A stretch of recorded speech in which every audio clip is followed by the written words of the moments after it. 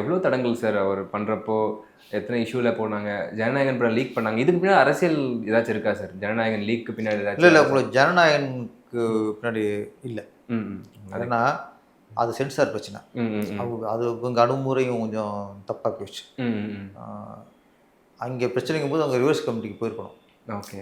அங்கே போயிட்டு இருந்தால் அடுத்த 10 நாளில் ரிலீஸ் ஆகிருக்கும். அப்படி தான் அவங்க பண்ணாங்க. பராசக்தி சில இது இருந்துச்சு. அவங்க ரிவர்ஸ் கமிட்டி போய் டக்குன்னு அவள் என்ன கட்டு சொல்கிறாங்களோ அதை முன்ன பார்த்து பிடிச்சிட்டு வந்துட்டாங்க, ரிலீஸ் பண்ணாங்க. இவங்க அங்கே போகாமல் சென்சார் போர்டு மேலே கோர்ட்டுக்கு போயிட்டாங்க. ஓகே. கோர்ட்டு போகும்போது அது அப்புறம் அது சட்ட சிக்கலாயிரும். சென்சார் கூட எப்படி டேட் ரிலீஸ் பண்ணலாம் அப்படின்ற மாதிரி அப்படிங்கும்போது அப்புறம் சென்சார் போர்டுக்கும் உங்களுக்கு ஈவோ ஆயிடுச்சு. நாங்கள் சொல்கிறோம் நீங்கள் கோர்ட்டுக்கு போனீங்கன்னா அப்புறம் கோர்ட்டு கூட அவங்களுக்கு குற்றம் அடிச்சிட மாதிரில. இப்போ உங்களை கோர்ட்டுக்கு நம்ம இப்போ பேசிக்கிட்டு வச்சுக்கல பேச்சுவார்த்தை அப்போ வேற மாதிரி இருக்கும். கோர்ட்டுக்கு நிறுத்திட்டுனா உங்களுக்கு கோவம் தரும். நீங்கள் கோர்ட்டுக்கு நிறுத்திட்டியா எல்லாருக்கும் ஒரு ஈகோ வரும். அது ஒரு துண்டிச்சு அப்புறம் லீக் ஆயிடுச்சு. அது